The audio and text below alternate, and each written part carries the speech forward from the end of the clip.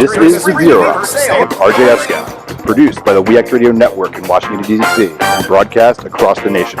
Visit us online at thisisthezerohour.com or at youtube.com/TheZeroHour. Ladies and gentlemen, RJ Eskow.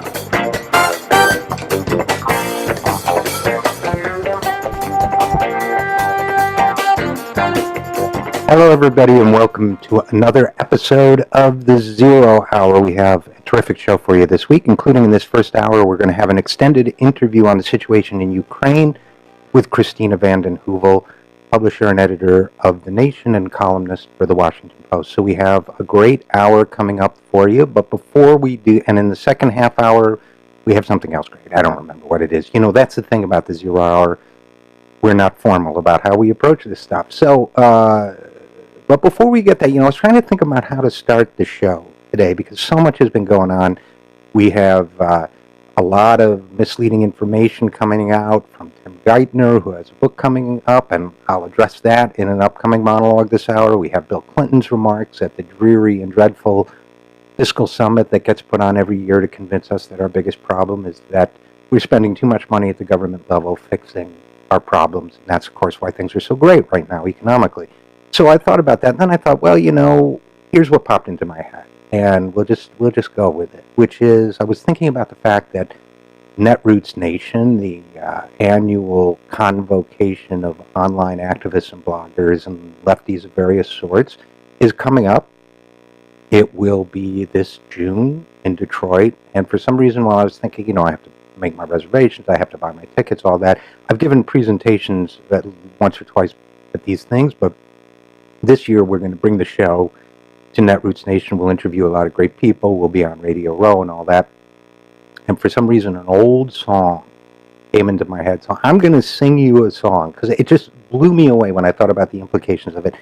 There was a song when I was a kid that was a country western song. And some of you may know I was a working musician for a while. I was a country western singer. And as a teenager, sang at a dude ranch in the Catskills. Back even before then, in the 60s, there was this song that was such a big hit, it even made it on the rock and roll radio. And it went, last night I went to sleep in Detroit City, and I dreamed about the cotton fields back home. I dreamed about my mother, dear old daddy's sister and brother. I dreamed about the girl I left waiting all alone, something like that. I want to go home. And anyway, so this song came into my mind because and when it did, I realized that song was about a middle class that was so prosperous, so successful, that working people could travel, in this case, from the Deep South to Detroit, get a job that was so good that the emptiness of the human experience suddenly became real and concrete for them. I think the second verse, what was the second verse? The second verse is something about, by day I make the cars, and by night I make the bars. If only they could read between the lines. In other words, it's like, all I do is make money and then have a good time. That was, to a certain extent, the middle class conundrum of the 1960s.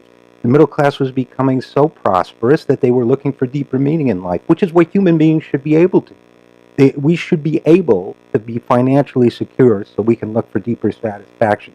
That's who we are as a people. That's where we ought to be going. And so he's saying, they think I'm doing great in Detroit City, but they don't realize I'm lonely for my home, because he says, and then the last verse is spoken, he says, I rode a freight train north to Detroit City. That's how poor he was, right? When he left, he couldn't even afford the bus fare.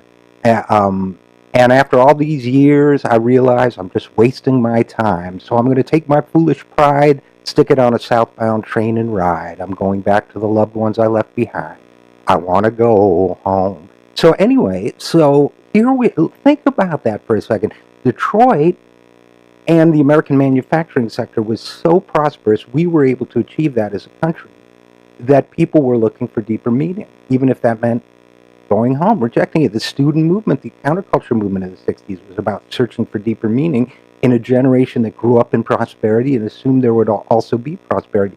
How do we rebuild that prosperity? How do we recreate what we had before. I was living in Michigan in the 80s during the time when things were collapsing, and a lot of those Southerners who moved north to get industrial jobs were going down to Texas, where there was an oil boom, where there were oil jobs. I'm talking about maybe 84, around that time, 84, 85, maybe even slightly earlier. No, I'd say 86, actually.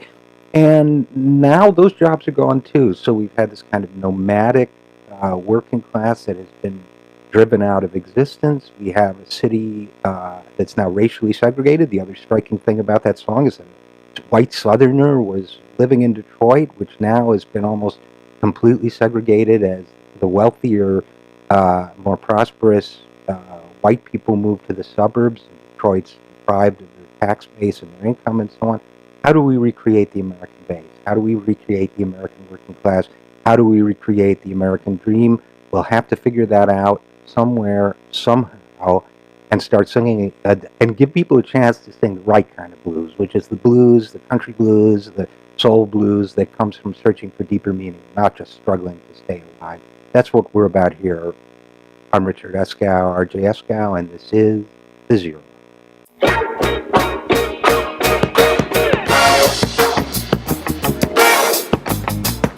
And we are back on the Zero Hour. With us now is Katrina vanden, Huevel, editor and publisher of The Nation and columnist for the Washington Post, to discuss the situation in Ukraine. Katrina, thanks so much for being with us. Thank you for having me. Well, I very much wanted to have you after I read your piece on the Ukraine in the Washington Post that came out this week.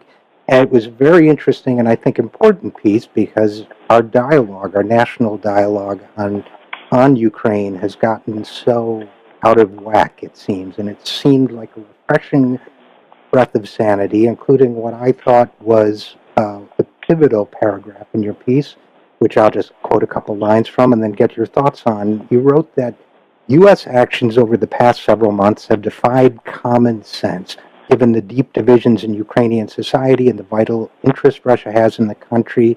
You say it was a provocative step for the United States to immediately and unconditionally recognize the new government as legitimate. And then you go on to say the media and political class have egged on the administration in a rash and destructive foreign policy, and that the debate has had an Alice in Wonderland quality to it. Even that leaks from the White House have added to this sense of hysteria, which suggests that the administration may, in a sense, be egging itself on. But I think you're right.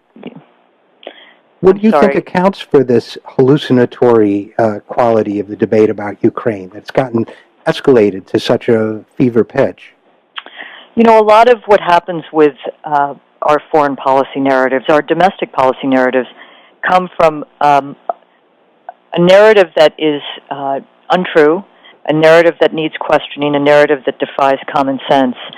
My husband and I, Stephen Cohen and I, wrote in The Nation last week that we're on the verge of a Cold War against Russia, and there's been no debate. And what does that say about representative democracy or the failure of democracy, that there's scarcely been a public word of debate, much less opposition from the American political or media establishment? Richard, I think what happens, they say that in truth is the first casualty of war. I think in the case of Ukraine, complexity and history. As I write in this Washington Post piece, Ukraine is a deeply divided country. Ukraine is on the border of Russia. Behind all of this is the fact that for 20-plus years, the United States has driven a policy of NATO expansion to Russia's borders.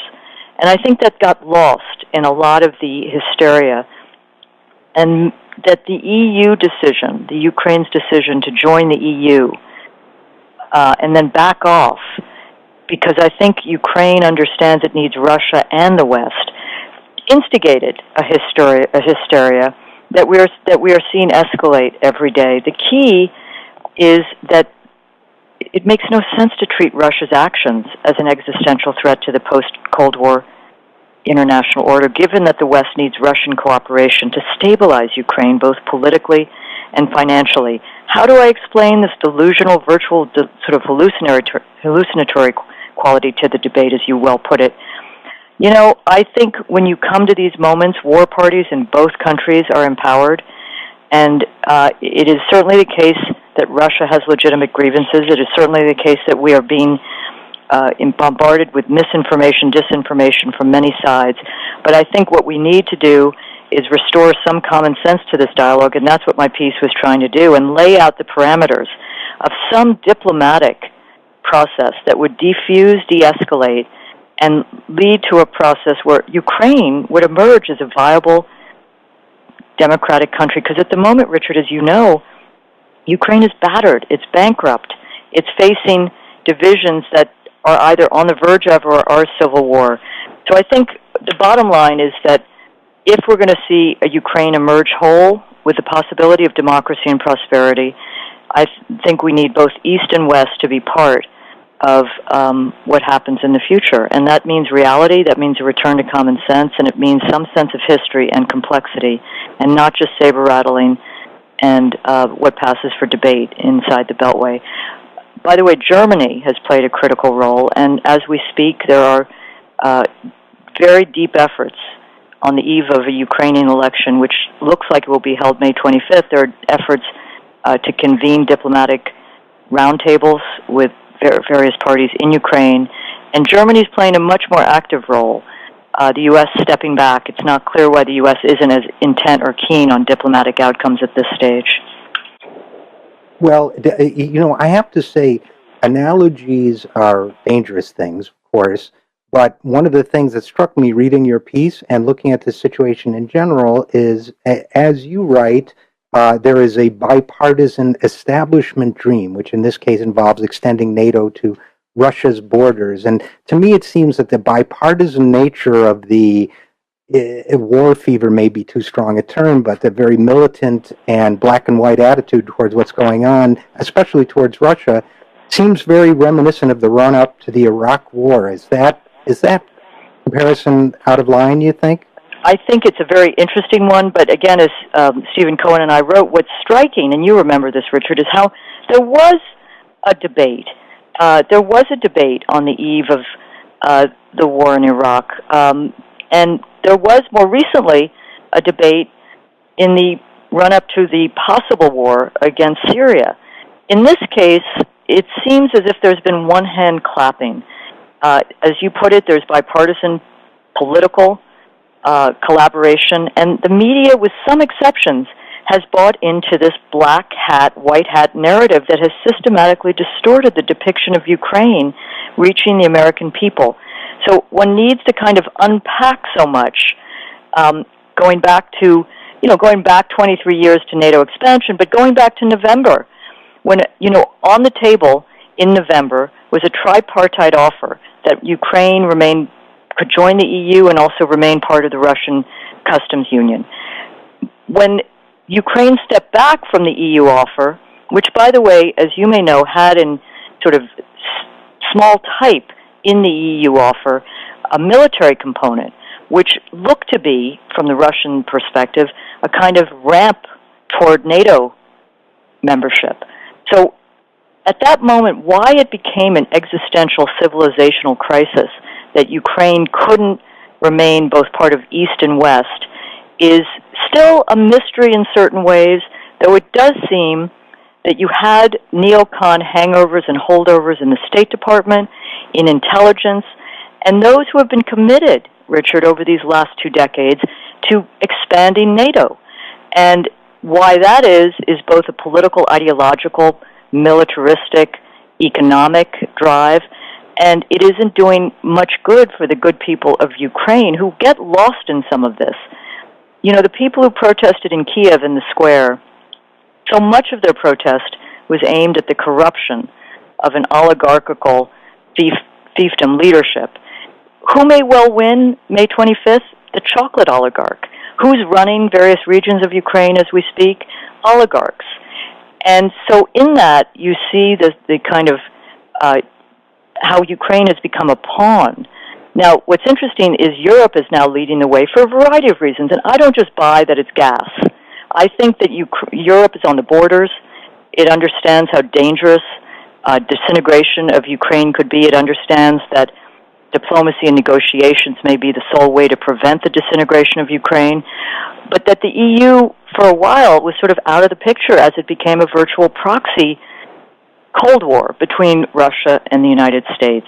So I think what's key now is to de-escalate, and if it continues in this fashion in the United States, it will be very tough. Though I do think you're right that both the media and political class have egged on the administration in this rash and destructive foreign policy, but that the administration itself and certainly key players in it have gone along and have not stepped up to say, we are going to work with the Europeans and to kind of counter the view, which is more than a view, but counter the that they are that Kiev is their government. Kiev is part of Ukraine. We're talking with Katrina vanden Huevel, who is editor and publisher of The Nation.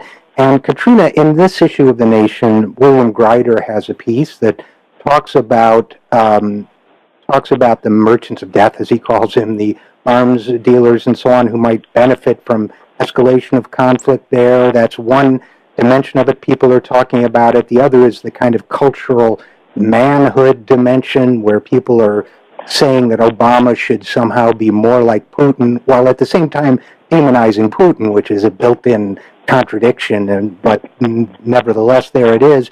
So, there are these cultural forces, there are these special interests involved, there are these political forces. How do people decode what's going on and attempt, whether it's a position of influence as a writer like yourself, you're trying to inject sanity into this debate, how do citizens let their elected officials know? How do politicians of goodwill in Congress and elsewhere shift the debate away from the sort of manliness confrontation between us and Putin and this black and white, almost cartoonish image of Ukraine as strictly having a white hat good guys and black hat bad guys, get into the complexity of the situation and get smart about this? Well, I think the American people, by the way, have more common sense than the elites. As you know well that the American public wants no part of the games right now, is tired of intervention and war. And as I write, we're back to former Secretary of State Dean Acheson praising Truman for making the threat clearer than the truth to alarm Americans sufficiently, but I don't think it's working. The danger is that the elites can foment their own crises, and there's no real check on it. I would say that one thing that needs to be understood, and it is very tough for many Americans to understand the granular complexities of Ukraine, fully understand, but in their gut, the understanding that the U.S. needs to get over the sort of post-Cold War triumphalism, that it has neither the resources nor the mandate to police the world, I think is something that would allow people to say, hey, okay, Ukraine, all power to the people, but does the U.S. have a direct national security interest at stake in Ukraine? No, but we do have an interest in a united, functional Ukraine that has stable relations with its European neighbors to the west, with Russia to the east. This is sort of common sense that gets lost in the sensationalistic commentary. Bill Greider's, Bill Greider's op-ed is interesting because it speaks to a policy that's been under the radar and sort of brushed under the rug in this country, which is the ongoing NATO expansion, and how a kind of Cold War, vestiges of a Cold War military-industrial complex is still reaping the benefits of wrong-headed policies made years ago. I would simply add one point, is the collateral damage of this hysterical policy toward Ukraine on the part of the political elites and the media. What you're seeing is the possibility of already fragile arms control agreements unravel, and don't forget Russia remains a nuclear-armed country. You're also seeing the possibility of an end to perhaps the most important opening in the last 35 years, that is an engagement with Iran that would lead to a more stable regional and international security framework. So there are various things that need to be understood. So Americans, I think, have the common sense, can step back, and can try to see beyond the talking points and the misinformation that's coming from many sides, but just understand the principle that we should not be the policemen of the world, and that we would do better to build our own house in more fair and just ways, not leave the world, not be isolationist, but be more responsible and less militarized and And to that point, Katrina vanden Huevel, I guess I would add that one of the things that's implicit in this, and by the way, you may not know this about me, but I spent a couple years working in Eastern Europe and the Soviet states in the transition from communism. And one of the things that seemed very clear then and seems to have been forgotten in the last 20 years is that military intervention is not often in our best strategic interest, but diplomatic intervention very much is in our strategic interest,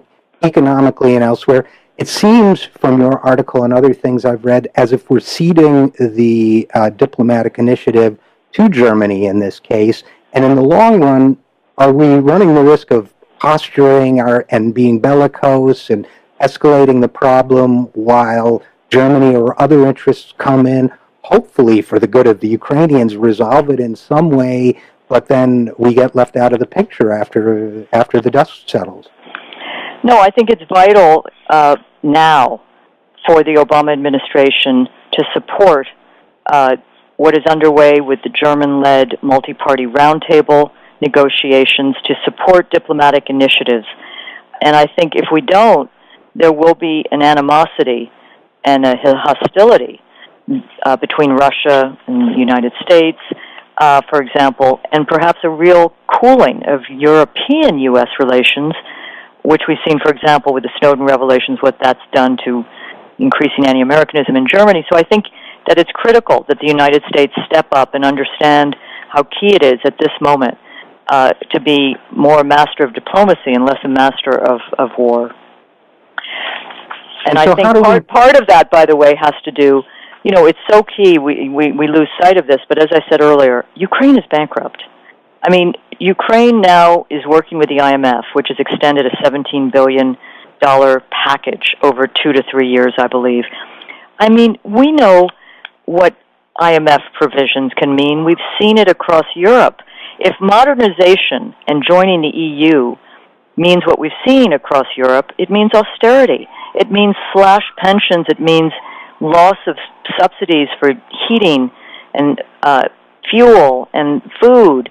And it's already a difficult, very difficult situation. So I think, again, just on a concrete, common sense level, the need for East and West to play a part in rebuilding a Ukraine is key. And by the way, one thing, legitimate grievances on both sides, but for the Kiev government, which has to have constant contact with the U.S. government, to continue to call those in the East terrorists or say that they are mounting anti-terrorist operations against eastern and southern Ukraine, this is just so sensationalistic, so hysterical, that it does contribute to a hardening of hearts and minds and a worsening of a possible civil war. So there needs to be real cooling out.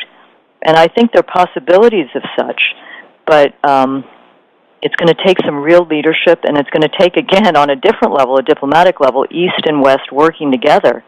Putin has shown more willingness, one has to say, in these last days.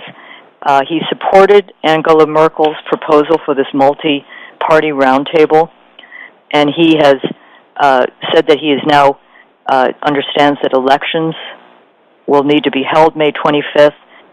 The next step, Richard, if I could say, is that the May 25th elections will need to be as fair and representative as they can be, and lead then to a constitutional parliamentary process, bringing in East and West. If that can be done, it will begin to heal, but it looks very tough right now from where we sit.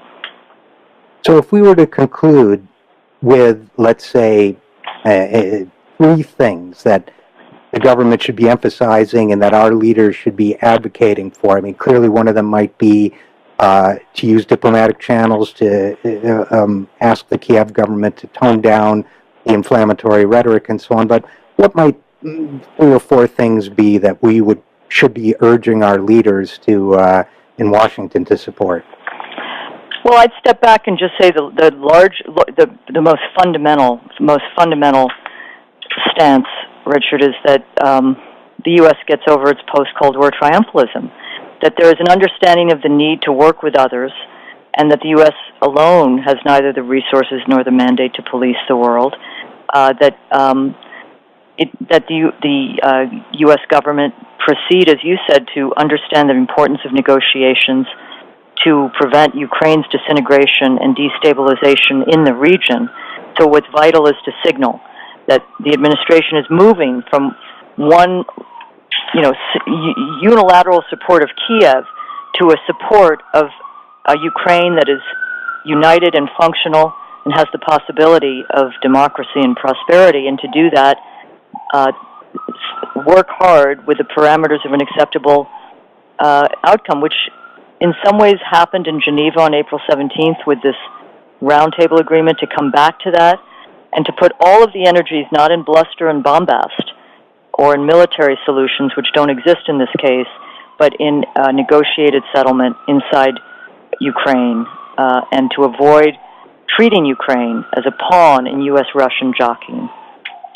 Well, from your lips, as they say, to God's ears, or Obama's ears, or Harry's ears, or somebody's ears. But Katrina vanden Huevel, editor and publisher of The Nation, thanks so much for joining us and talking about Ukraine. Thank you. And good luck with your radio show. Thank you very much. Thanks so much.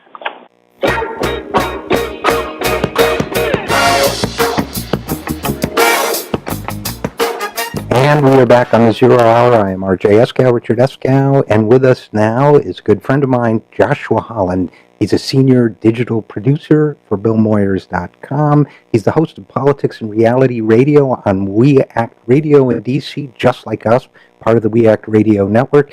And he is the author of the 15 Biggest Lies About the Economy, and then in parentheses, and everything else the right doesn't want you to know about taxes, jobs, and corporate America, which, I've got to tell you, Joshua, that when I hear that title, I always picture the Encyclopedia Britannica, like something that takes up a whole shelf of right-wing lies. But I think you kept it under 400 pages. I thought you were going to say because the title's so long. No. I mean,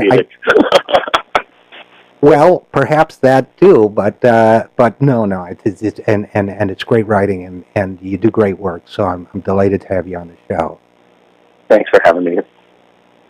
And the immediate thing I wanted to talk about, who knows where we'll go in the next 15 minutes, but you did a great piece. You interviewed the lawyer who represents Hamid Hayat, who is an American citizen of Pakistani descent, who was sucked into the horror of the national security system. And could you just briefly tell us maybe about that interview? And I don't want to get your thoughts about it, but the case and what the lawyer had to say in your interview?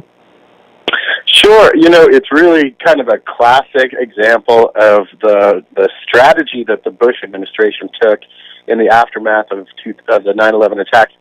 There was a real panic, an enormous amount of pressure coming from the top to get the terrorists, get whoever they could.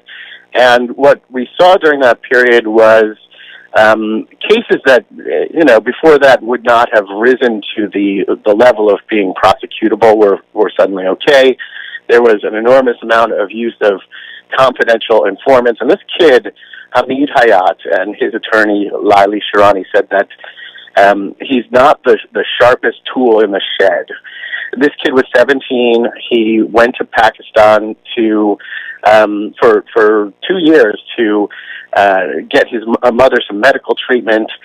And the Bush administration had an informant. He was a fast food worker. They paid him $230,000, the FBI did, to infiltrate a mosque in Lodi, California, which is kind of a sleepy rural community. This guy says, I saw the number 2 guy from Al-Qaeda, al-Zawahiri, in Lodi, California. So suddenly there's this kind of panic. There's an Al-Qaeda cell in Lodi, California. And which, by the way, just to jump in for a second, is incredibly preposterous. I mean, I've been to Lodi. I've hitchhiked through there, and the Credence had it right when they, oh Lord, it's stuck in Lodi again. I mean, I'm sure it's a nice place, but the idea that Ayman al-Zawahiri would be hanging out there because it's the logical center for the next terror strike against the U.S. is preposterous. Yeah, it's podunk. I mean, it really is. So, the Justice Department years later, admitted that there had never been an Al Qaeda cell in Lodi, California. But in the meantime, this guy had this informant, this confidential informant, who had been paid all of this money by the FBI. He had to turn something up. He befriended this family, including young Hamid Hayat. He got them talking about, how American imperialism was damaging. He recorded secretly some conversations that, were, I think it's safe to say, were inflammatory. That they expressed anti-American sentiments. But that's all that happened in terms of actual crimes. Hamid Hayat goes to Pakistan for 2 years. When he comes back, the FBI grabs him and starts interrogating him. He's, jet lagged. He's not a super bright guy. He's a very fearful person, very timid, and he starts telling them whatever they want to hear. Whatever they want to hear, it doesn't matter. So he confesses that he went to a terrorist training camp. The confessions are almost comical in that he'll say something and they'll be like, "Wait a second, he'll be like, "Yeah, there was a terrorist training camp with 20 people there." And they'll be like, "Really? There was just 20 people?" And he'll be like, "No, there were 60 people there." Right. So it's clear that these are very leading. He gets a defender who has never tried a criminal case. 18 months out of law school, and she had no clue about criminal procedures. This is a complex international terrorism trial. The things that she didn't know included the fact that she could get a background check, security clearance, and then see the government's classified, quote-unquote, evidence. She didn't even do that. So on the basis of the testimony and some really shaky evidence, this guy was in prison for 24 years. He got a sentence for 24 years. He served 9. And now a team of lawyers has gone and... So another thing that the defense attorney didn't know, I should step back, was that she could get affidavits and testimony from people in Pakistan. She didn't even know that she could do this. So now a team of human rights attorneys, some of them have defended Gitmo prisoners, are trying to clear him. And what they did was they did what she should have done back in 2006. They went to Pakistan and they got almost 20 affidavits from people who were living in the village where he was, who swore that they saw him all the time and that he had never been out of that village and never been to a terrorist training camp. So the defense attorneys are saying this is really definitive proof that that the government's case is nonsense, and they're trying to spring him. Well, is this not... it seems like a pretty open and shut case. Obviously, they have to go through the legal process, but is this the kind of thing where, this was prosecutorial overreach during the Bush years? Is this the kind of thing where the Justice Department, the current Justice Department, has any role in this, or are they it just hasn't come to them yet because these lawyers have to do their thing? Well, this petition has not come to them yet. It was just filed the week before last. But I should point out that I think that there's been a fair amount of continuity when it comes to terrorism prosecutions between the Bush and the Obama administration. So I'm not sure that you should expect a very different approach to these kinds of cases now that we have a different administration. Islamophobia is still a real thing. That was certainly part of these kinds of trials, these witch hunts. And, this is gonna take some time. Hopefully he will be, the conviction will be vacated eventually. But regardless, these are not fast processes. So they filed a writ of habeas corpus 2 weeks ago, and they probably won't have a hearing even for months to come. Yeah, it's interesting that first of all, I feel for this kid. He's obviously terrified, confused, as the lawyers say, perhaps not the brightest kid, and timid, and made the wrong choices and all that. But it's interesting to think about the fact that the current administration hasn't changed its policies and Islamophobia is still running rampant and affecting our law enforcement and all of that. I mentioned that we were friends, and we're the kind of friends who argue from time to time. And, I would say maybe more on emphasis, and my emphasis is always be roughest on the guys who are close to you because they're the ones you can influence. So I'm wondering if people shouldn't be, whether it's in this case or in general, putting pressure on the Justice Department from the left to say, stop this nonsense and concentrate on real threats, real dangers, and the things you should be worried about. Do you agree or disagree with that thought? Oh, yeah, I certainly agree. And, there is a movement afoot to revoke the authorization for the use of military force in Iraq, which is, or the authorization for the use of military force, period, all around the world, which provides a lot of the legal basis for a lot of the things that you and I as progressives find objectionable in the war on terror. And I think that, this would be a great concrete step. It doesn't necessarily help Hamid Hayat and others in his position, but it would signal to the world that we're moving past the belligerent response, the kind of thoughtless belligerence of our reaction to 9/11. Well, in the couple minutes we have left, Joshua Holland, tell us a little bit more about that. I mean, where can people find out about that movement and maybe offer their support? Well, I mean, there is legislation pending in Congress, so this is one of those things where you can get in touch with your representatives and say, hey, this is something that I really support because, it's been 13 years since 9/11, and at some point we have to say that we're done waging war on the entire world as a response to these terrorist attacks, which, heinous as they were, again, over a decade passed, and at some point you've got to return to normalcy, right? That's really the key thing, is that we are in a post-9/11 world. I mean, that's just the reality of it. But yet our military budgets are still grossly inflated, and we still see, this kind of attitude in our national security establishment where they can go anywhere and kill anybody in the name of counterterrorism, and it's time to move on from that.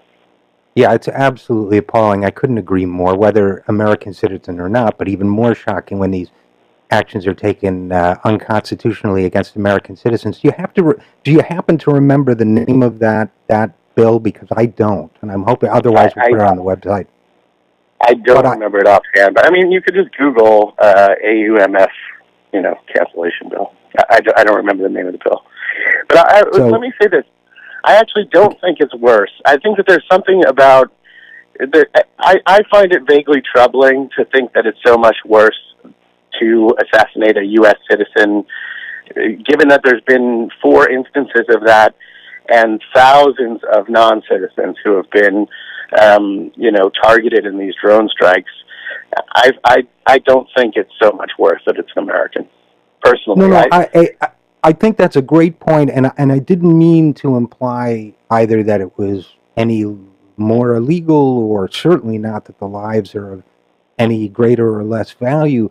But I guess what I was really saying is it highlights it so starkly when it's an American citizen. I mean, it takes away any sense of ambiguity when there's a living American citizen against whom no charges have been filed, and a drone strike takes out them and then their 16-year-old son. I'm not saying that it's morally. I'm just saying it's just so shocking that it's a teaching opportunity for the wrongness of all these attacks, in my opinion.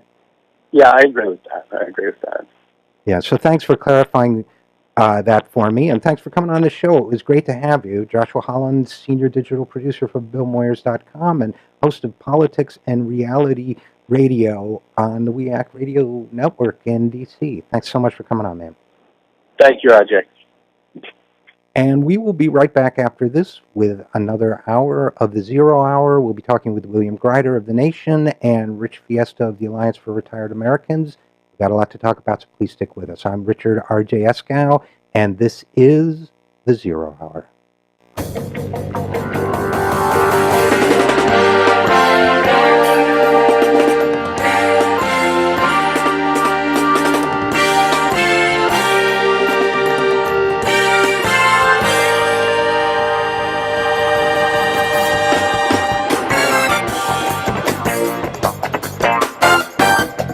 This is The Zero Hour with RJ Eskow, produced by the WEACT Radio Network in Washington, D.C., and broadcast across the nation.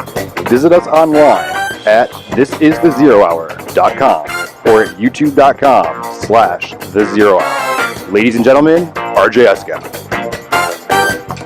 And we are back on the Zero Hour. This is Richard RJ Eskow, and we've got a great hour coming up for you. As we try to do every hour, we've got William Grider, the legendary columnist and writer on finance and the economy. He wrote Secrets of the Temple back in the 1980s, the first great book opening up the mystery of the Federal Reserve. We've got Bill on. We've got Rich Fiesta, who is the head of the Alliance for Retired Americans, talking about Marco Rubio's latest deficit craziness. We've got the music of our house band, Lettuce, who you just heard there. We should give them a shout out from time to time since they're functioning as the Zero Hour house band. And before we get into that this hour, which I'm really looking forward to, I have a question that I hate to ask because it hurts a lot of his fans, but I got to ask it anyway. Why does Bill Clinton hate populism? And here's what I mean when I say that. This week, once again, Bill was the star attraction at Pete Peterson, the billionaire who hates Social Security and hates government spending, at what he calls his fiscal summit. That's a propaganda event that's designed to convince this poverty-ridden, wage-stagnated, and unemployment-stricken country of ours that its most important and urgent priority is convincing the government to do even less about these crises than it is doing. And then there's the other element of the fiscal summit plan and concept, as popularized by its avatars Simpson and Bowles, and that's cutting Social Security and Medicare for the middle class while at the same time lowering taxes for the wealthy. That's right, that's the agenda that Bill Clinton and the rest of the team, including Chris Christie, were there to talk about. And that, when you think about it, we're in a populist moment in history where we need a populist economic platform, and that agenda, well, it's anti-populism in a nutshell right there. And, look, this kind of salesmanship isn't drawing. Clinton was supposed to be the day's big draw. They had a webcast broadcasting it. I watched it, and, during the height of Clinton's presentation, only 173 people were watching online. That's not very many, but then again, it's not hard to understand because viewing one of these events, I got to tell you, I've been to or watched a number of them. It's kind of like, well, what's it like? It's like watching an over-the-hill oldies band sleepwalk its way through Stairway to Heaven and Barracuda for the 1,000th time to a hotel bar filled with drunken business travelers. I mean, think about what that's like. The songs, they've lost whatever meaning they once had for the listeners, and from the sound of the way the band plays, it kind of seems like they feel the same way about them, but the rich guy is paying, so they keep on playing.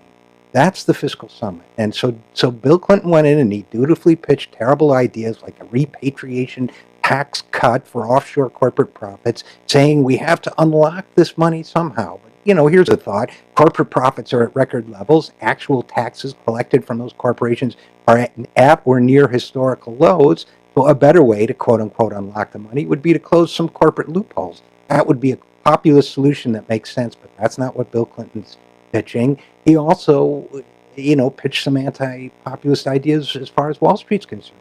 He said, and I quote, "Nobody has identified a single bank that failed because of the repeal of Glass-Steagall. Not one. Lehman Brothers was an investment bank. Bear Stearns was an investment bank."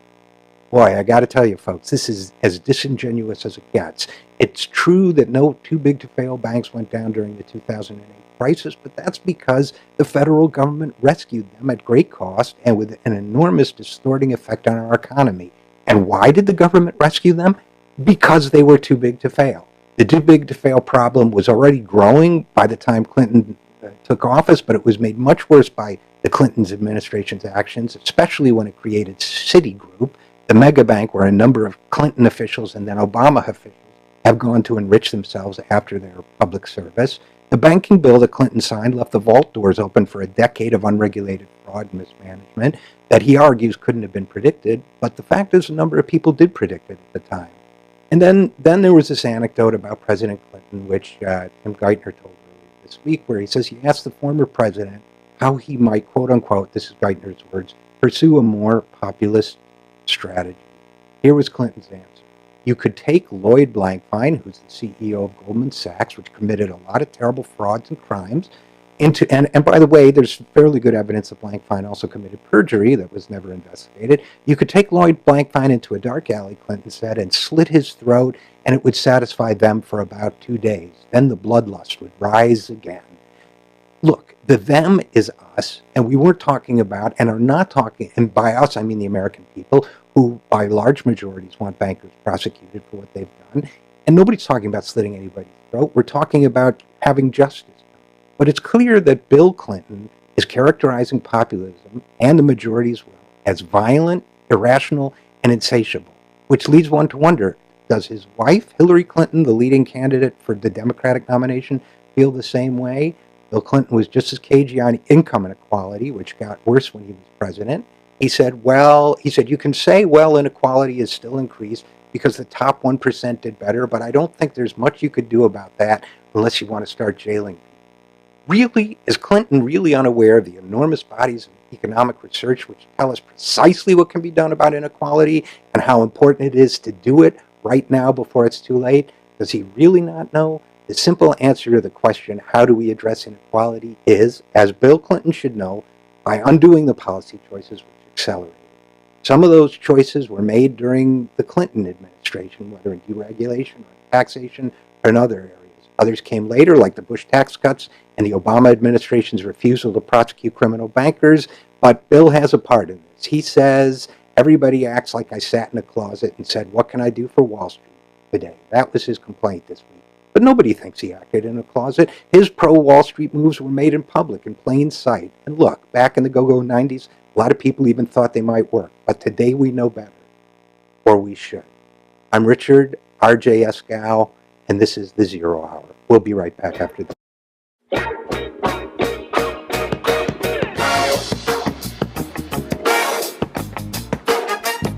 And we are back on The Zero Hour. I'm Richard R.J. Eskow, and with us is William Greider. You know, I'd call Bill a legend, but I hate that because that's kind of like trying to neutralize somebody. What he is a very active and forceful voice in the areas of politics, economics, finance, and he was the national affairs editor of Rolling Stone magazine for, it says here 17 years. Former assistant managing editor at the Washington Post.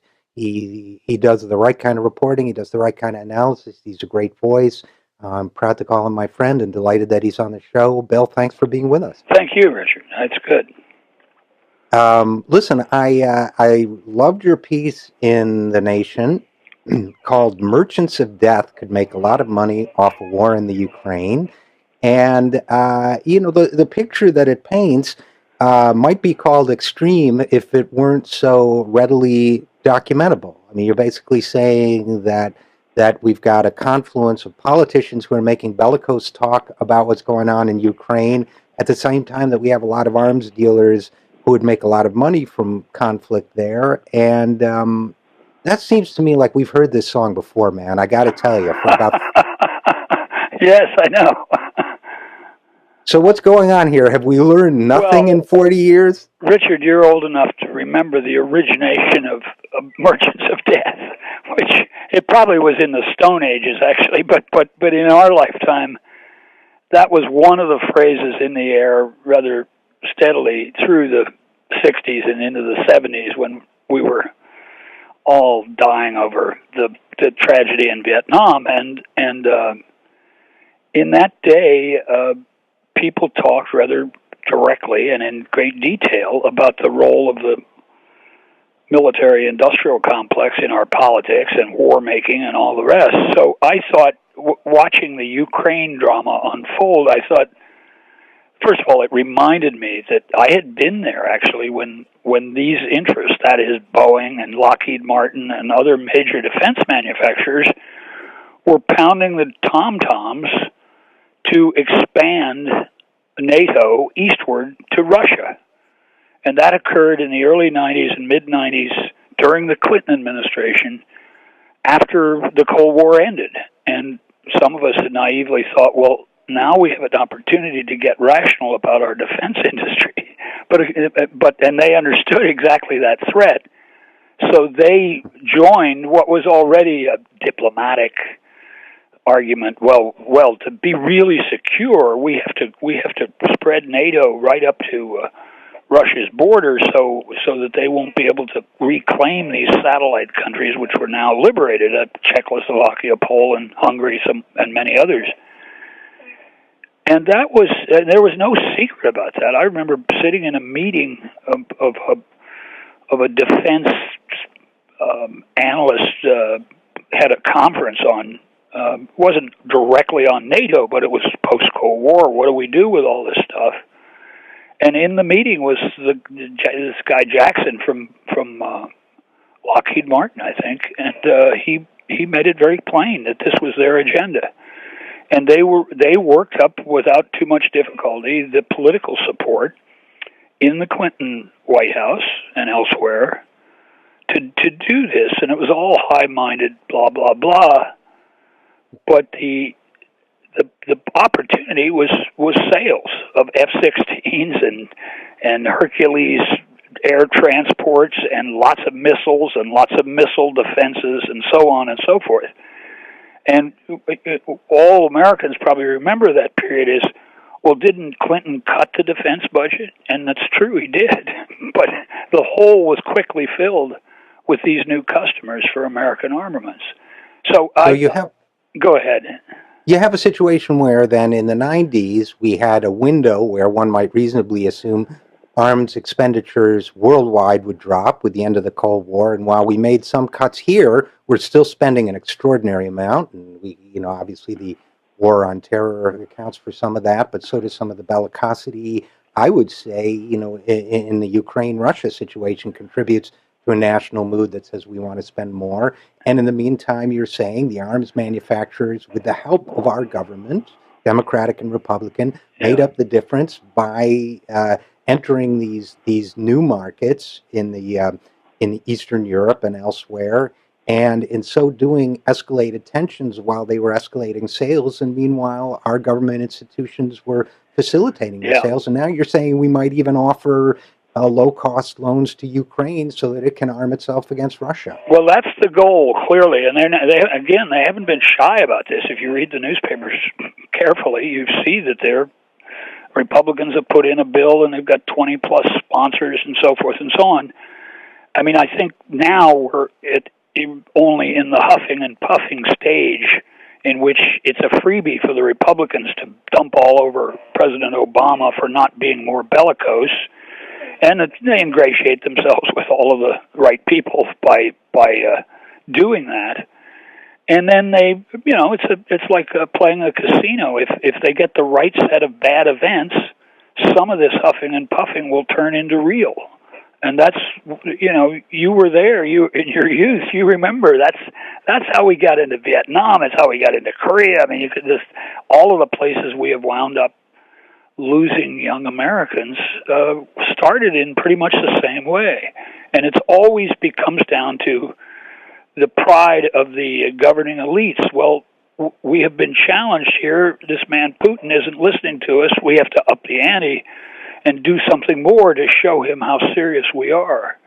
And that's... Well, it's always fascinating to me, too, how we're talking with writer William Greider about Ukraine and American militarism in general, the military-industrial complex. It's always striking to me how the emotional needs of the financial elites align so closely with their economic interests. Yeah. And, it also fascinates me, just parenthetically, that, everyone's saying Obama's not a tough guy like Putin, and he's wearing mom jeans or whatever, taunting him to be more aggressive. Yeah. I would say he's pretty aggressive, and yet Putin is the devil. So in effect, if you put those two concepts together, aren't they taunting the American president to be more devilish? Yeah,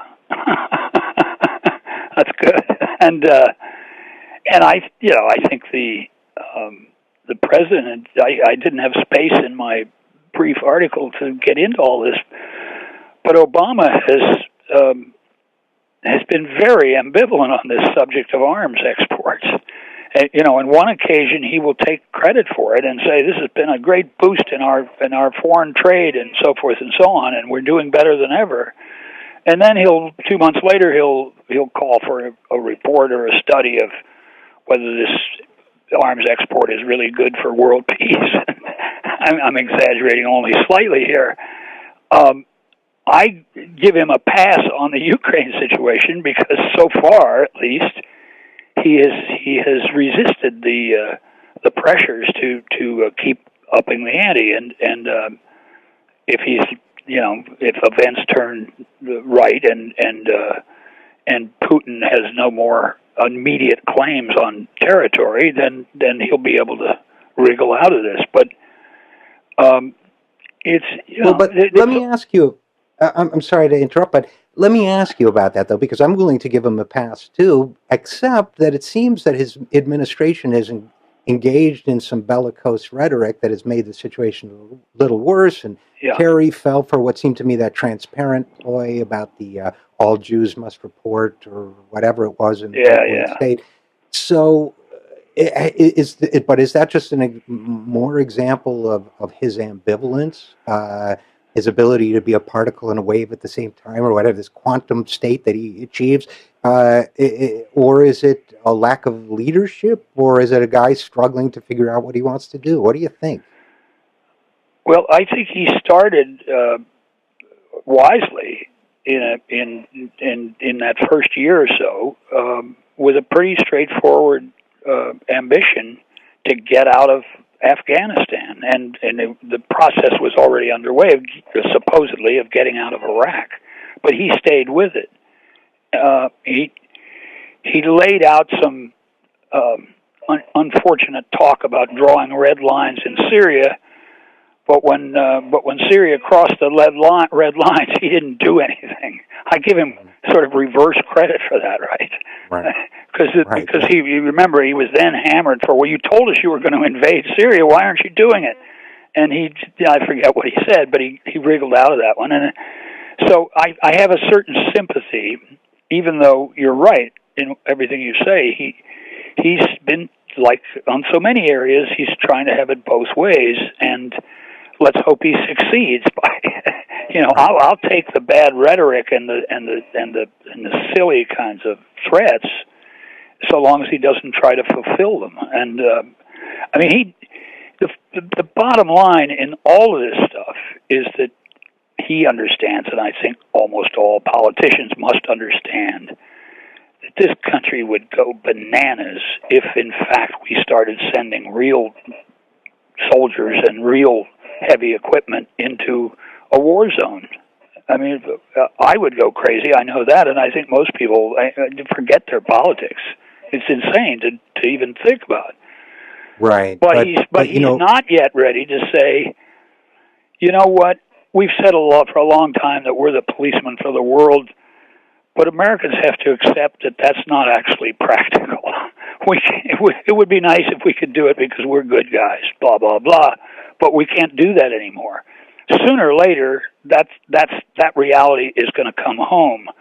What I do fault Obama for is not making that speech. Now he's probably said something like that again, but again he turns around and says the opposite. These drones are really good. We can fight a war without getting any of our people killed, and it's got a little sort of dicey question about what's war and what's murder, but we'll finesse that. And so he's.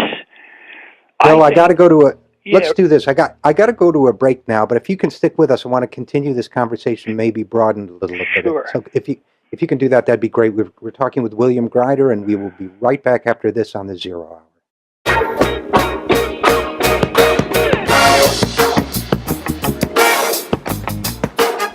And we are back on the Zero Hour with William Grider, writer for The Nation on issues of economics, politics. Merchants of Death is his latest piece on the Ukraine. And Bill, I want to set up the next part of this conversation with a couple thoughts, if I may. You mentioned your piece discusses that when the Cold War ended, arms manufacturers saw a promising new market, and they lobbied policymakers in Washington, courted governments of post-Soviet nations, etc. Bill Clinton decided to do it. You're right, cheered on by the arms merchants. Why is nobody talking about that? Yes. Because it might sound patriotic. And the media love bang, bang, even if the cause is stupid. A sentence which made me laugh out loud, by the way. But, of course they do. You know, Dylan's saying everybody must get stoned. Now it's everybody must get paid. Everybody's making money off this. But my question is, your question is, why is nobody talking about it? You know, you mentioned the 60s when people were openly talking about the arms dealers and the merchants of death and the military-industrial complex and the economic forces driving us to instigate wars that either we fight or we have proxies fight with our weapons and so on. I just wanted to broaden the conversation a little bit and say, why do you think we're not having that discussion much anymore? Oh boy, it is sad, and I think I know some of the reasons. One of them is the consolidation of the media. Now, there's still a lot of little media around the country doing its thing, and so we know that. You're part of that in a way, so am I. But the big main media that sets the tone and draws the boundaries around what's news and what gets discussed has lost the sort of diversity it had even just 20 years ago, much less 30 or 40 years ago. So they have their own interest in staying close to the governing elites and the interests that implies. It's not quite saying they're corrupt, but they are heavily under the influence of the establishment view of reality. Now they will bow to the right-wingers because they realize if they don't, the right-wingers will be all over them, so forth and so on. But whatever their real political views are, they don't have the nerve to stand up and ask the kind of questions we're talking about. I think that's part of what it's about. It's almost an economic boundary on what they do, and the New York Times, in my view, is the best of all in most every way. But even it does brilliant reporting. But even the Times, there are just places it doesn't much want to go. And and I think there's another generational thing, Richard, that I've you probably recognize the same thing decades ago. But the upheaval of the 1960s in the war in Vietnam and civil rights and racial conflict and Nixonian oppression, etc., produced a certain excess among some of us of what we thought was happening. We thought, okay, a door is opening here for some really profound changes. That got shut down very dramatically after the war was over, after Nixon was gone. And as we know, as people have written books about, the corporate financial interests were, in fact, launching their own counter-reformation in that same decade. And it more or less succeeded, didn't it? I don't mean that it swallowed everybody up, but it certainly chastened everybody. Well, and I think there was this this is a fascinating area, actually. I also think there was a move to take that spirit of rebellion and excess. I remember I went to do a semester at London School of Economics, and somebody had spray painted on one of the buildings the William Blake line, "The road of excess leads to the palace of wisdom." And I thought, I'm going to feel at home here. But I think they took that excess and flipped it. Because it was driven at the time by a desire to puncture the habitual economic and social patterns, and they instead subverted it for corporate interests. And you all of a sudden, rock and roll became what they played when they were driving Noriega out of his house, or when they were, everything became corporatized. But I also wonder to what extent, since you mentioned Bill Clinton here, and we've got Obama in office now too, I wonder if somewhere along, obviously the Vietnam War was initiated and prosecuted by Democrats as well, but I wonder if the left has over-identified with the political party that can never, under the current system, be the force of dissidence, and should sort of disentangle itself, at least emotionally, and start talking about things like merchants of death again. I wonder what your thoughts are on that. Well, I mean, good luck to you with that proposition. I mean, I've been writing this, as you know, for a number of years, and I haven't seen any rebellions forming around my pros. No, I mean, to be serious, you're talking about my tender spot because I have been making a case, probably more gently than I should have, that until people who are really left liberal, progressives, whatever they call themselves, and constantly, repeatedly frustrated by the party that they align with and they are members of, until they're ready to really break some eggs and do more than simply beg and plead and grumble, we'll be in that mode. And it's not. It didn't start with Obama. It actually started a bit before Clinton. But I mean, at least in laying the groundwork for it, I know that history intimately.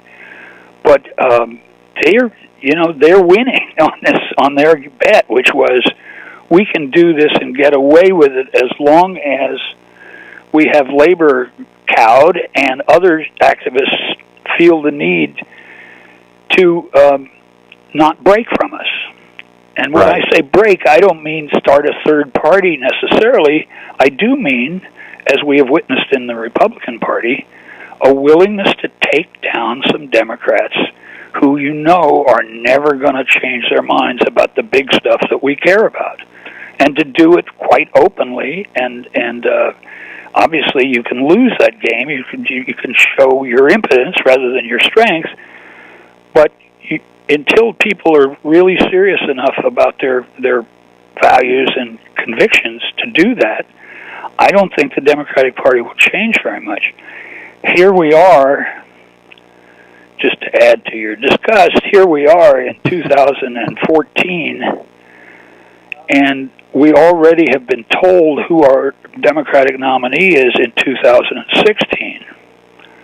And I would add as a footnote, Jim Messina, I think he is. I've never actually met him, but I know lots of people who know him. He's a very effective organizer type with the Obama team, blah, blah, blah, and before that with Tom Daschle, etc. He's over in London now running the campaign for Cameron, the Conservative Party's prime minister, his re-election campaign. And I thought, isn't that perfect? He not only goes back and forth, but he goes back and forth across international boundaries. And he'll be back in the U.S. He's already got some position in the draft Hillary movement, which is already well funded. I mean, you can go on and on and on. To me, that's evidence of the emptiness of party politics. It's a sort of depoliticization, as I saw one Chinese scholar call it, and it's true. And the understanding of that is so widespread that the group of really intense partisans who really do believe in the Democratic Party can save us keeps getting smaller and smaller. And with smart politics and clever strategy, the Democrats can still pull in a lot of voters who are skeptics. I mentioned minority groups, but there are others, without having to do much for them. And it's an interesting game. I shocked some of my friends by saying we won't really find out about the Democratic Party's ability to change until they lose everything. I of course immediately ruffles their brow, and I say I'm not proposing that. I'm just saying that's the dynamics of our situation, and which I believe. And I wonder if you agree with me on this. People get. First of all, I had a conversation with someone. I said I couldn't see myself voting for Hillary in 2016. And they said that's irresponsible. And I said, well, I've been told I'm giving you 2 years notice. If I'm that important, what could be more responsible? I'm giving you 2 years to find an alternative. I'm so critical. But that's pretty responsible. But my real point is, I think, and your doom and gloom comment hinted on it, I really think it's possible that it won't matter because the base voters at some point are just going to get discouraged the economy keeps getting worse and Social Security gets cut and this happens and that happens, I think it doesn't matter what you or I say. I think that if young people, millennials, and other groups just become disaffected and stop voting, that's going to be far more catastrophic. And I think that's, one of the outcomes. I don't consider myself a Democrat. I consider myself independent, but I think that's one of the outcomes I'm trying to avoid for the Democratic Party. And I wonder if you feel the same way. Well, the other variable is the Republicans in the Post, which does, I think, really good work covering the inside baseball of politics, is already reporting that the establishment is turning the things around, and both in these primaries, the Tea Party crowd is not winning this year; they're mostly losing. And furthermore, they're trying to get a presentable candidate for 2016 in place and well prepared and well financed to bring the party back from the brink of all of the nuttiness. And that probably means immigration. It maybe means racial issues and some other stuff, but essentially, I think the risk for Democrats is that the Republican establishment will succeed and actually nominate somebody who's presentable, got his shirt tucked in, and has a nice smile, and has lots of money, and is not a kook. If that happens, then as Hillary comes along, is she electable in those circumstances? I think it's more of a horse race, at least. And now my friends, when I try that out on them, they say, "Well, that's impossible. Republicans can't do that." Well, Democrats keep counting on the incompetence of Republicans and extremism, and then they keep throwing up John McCain and Mitt Romney and George Bush, who was very moderate, but seen as a compassionate conservative, and then they're like Lucy with the football or whatever. They're perennially surprised. Right. And when Jeb Bush or someone else presentable comes along, they're going to be surprised again. And Hillary will tack to the right because that's what they do in these circumstances. The base will become further discouraged. I'll tell you, the only thing going for them is the demographic shift. But if they can't get those people out to vote, they're going to be in trouble. And whenever I talk to people about this, I just get it's like there's a fortress mentality, and if you talk like you're outside the fortress, the shells get lobbed at you. It gets rough. Well, I think it is true, and I've written for over some years actually. The comparable period in American politics was the 1920s, when the Republicans had control and were enforcing a very strong line of both pro-capital, Wall Street, etc., and the banking, but also through the Supreme Court, blocking virtually all social legislation and labor legislation for 30 years. It wasn't, and that whole grass wasn't broken until the New Deal. But what happened is the Democrats shifted in that period, with Europeans and especially Eastern Europeans, immigrants, finally reaching the sense of security and maturity to vote as citizens. And that breaking point was 1928, when Al Smith ran for president, a Democratic nomination, who was Irish Catholic. That was really a breakthrough. He lost the presidency, but he had been governor of New York and started the reform programs, which literally became the New Deal a few years later under FDR. So I think that's a pretty strong historical comparison. The problem is you got to have a new dealer in the story somewhere, right? Right. And right now, what we have, and I don't know these groups intimately, but I know some of the folks who are leaders in them. The Latinos, it seems to me, have been playing a very strong and wise hand, because what they did a couple of years ago, going into the last presidential election, is really push Obama hard. And they had some showdowns at the White House where, he was really upset and angry with them. But they said, you're not doing anything. You're doing all this other stuff. You keep making nice speeches, but we're not going to be with you unless you get off your seat. And it worked. And he started doing things, and he made, I forget the details, the Dream Act. The Dream Act and a bunch of other moves. But the point is, to me, that was the political lesson that others ought to grasp and emulate. If you really want this guy to do something, don't kiss him on the cheek, push him in the gut, and that's the politics these folks can be taught to understand. But it's got to be real. It can't be just speeches. It's got to be a genuine threat that, it's not a question of the Latino voters staying home because they're tired of the loose talk. They're staying home because their leaders told them to stay home. Right? Or asked them to stay home. And we're going to have to leave it at that. But I'll tell you, that is the model that which also means not being liked, being respected. So right.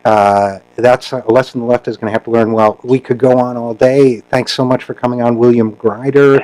And meanwhile, I recommend to everyone your piece with the phrase "Merchants of Death" about Ukraine. Thanks so much for coming on the show. Thanks, Richard. Enjoy it.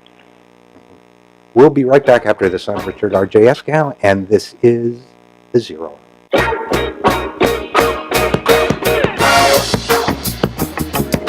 And we are back on The Zero Hour. With us now is Rich Fiesta, who is Executive Director of the Alliance for Retired Americans. Rich, thanks so much for being with us. Good to have you. Yeah, great to be back. Yeah, absolutely. And I wanted to talk to you. We're constantly getting different ideas from the Republicans on how to change the retirement experience, and they're often unpleasant surprises, but I wanted to get your thoughts on the 4-point plan proposed by Marco Rubio. Yes, Senator Rubio seems to be at it again, that when he ran for the Senate in 2010, he had a bunch of out-of-touch ideas on how to quote-unquote save Social Security, which is code words for making everybody work longer, pay more, and get less. And he did it again Wednesday at the National Press Club in a speech, too, where he sounded like he was the Senate version of Paul Ryan. And why do you say that? I mean, his plan seems designed to sound reasonable. Eliminate the retirement earnings test, open up government retirement plans to all Americans. It's the kind of thing that you'd think polls well or gets a good gut reaction. So tell us what's really buried in this that makes it Paul Ryan style, draconian. That's right. That's the nice shiny thing on the patina on the outside of the object. That once you scratch through it, you find a lot of lead in there. Right. It's the same old idea that Ryan and quite a number of these people who want to dismantle Social Security Medicare come out with saying, "Oh, don't worry if you're over 55, you have nothing to fear." But Rubio would raise the retirement age, claiming, for example, that Americans are living longer, when in fact it's only a small part of the Americans, also known as the very wealthy, have had a longer life expectancy, and people who need Social Security most, lower and middle income people, basically have the same life expectancies that they did in the 1950s and 60s. So he's asking them to work longer before they can collect benefits, which in and of itself, by its own definition, is a benefit cut. And that's just right. One thing he wants to do. And it's probably the most important thing, right? I mean, I think that if you're talking about raising the retirement age to 70, because rich people are living longer than people who have to wait tables or do work in a warehouse or do other things where they're on their feet all day, have to work longer is a pretty brutal solution. It probably, I would say, drowns out the others, which are, I guess, when you scratch them, they're probably not as good as they might sound to the untrained ear. For example, opening government retirement plans to all Americans. How substantive is that really, and what does that really do? Well, the federal government for federal workers has its own version of a 401k program, and it looks like he would just somehow allow all Americans to participate in it, assuming that's his plan. He doesn't have legislative language yet. But the underlying question is, RJ, do people have enough money to save in the first place for retirement? You know, people's real wages in this country have actually been declining since 1980. So do you have enough to save, even if you have a pretty simple retirement plan to save into? So I think that's still a very basic question. You know, I think that's such a great point, because so many of these alternative plans involve voluntary savings programs for an American middle class that's living paycheck to paycheck. I think of the studies that show that, large percentages of families that would lose everything if they missed more than 2 paychecks in a row or whatever. And some people can't pay their bills as it is. So I think that that's an enormously important point. And I think that the idea, as you know, Rich, as I think you know, I have strong opinions about some of these things myself, including means testing Social Security, which is, I can tell you what I think, but I'm interested in what you think. This is, once again, a part of the plan, and what's your reaction to that? Yeah, it's another way, RJ, just to cut benefits. Social Security's great leveler, so to speak. What makes it really a vital core of our democracy and both our economic and social life is that everyone pays in according to their wages, that we pay in, our employers pay in, and everyone receives benefits according to what they paid in, regardless of their outside income. You know, if they inherited property and the property went up and that's included on your income, that shouldn't count, much like any other savings that you may have as well. So it's a very simple system where the benefits are paid on what you paid in, regardless of what else you're making. That is the whole basic nature of social insurance. And he wants to, basically turn it with extra means testing, so to speak, into some sort of, some people call it a welfare program, if it would no longer be social insurance, but it undercuts the basic tenet that you get in benefits according to what you paid in during your working life.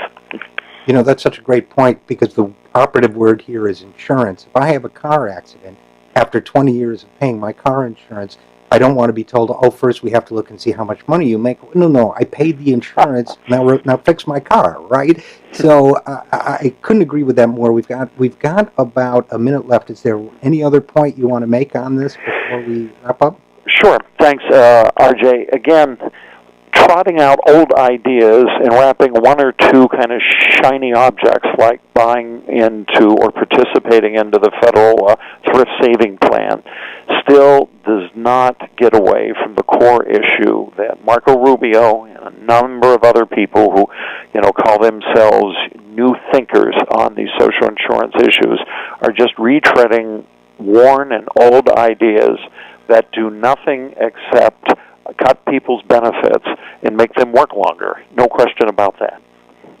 Well, I think that's a great summary. I have a feeling in the next 2 years we're going to hear a lot more repackaging of old ideas like this. So thanks for coming on and helping us debunk them. So Rich Fiesta, thanks so much for joining us. Thank you, RJ. Great being with you. You bet. And we will be right back after this. I'm Richard RJ Eskow, and this is The Zero.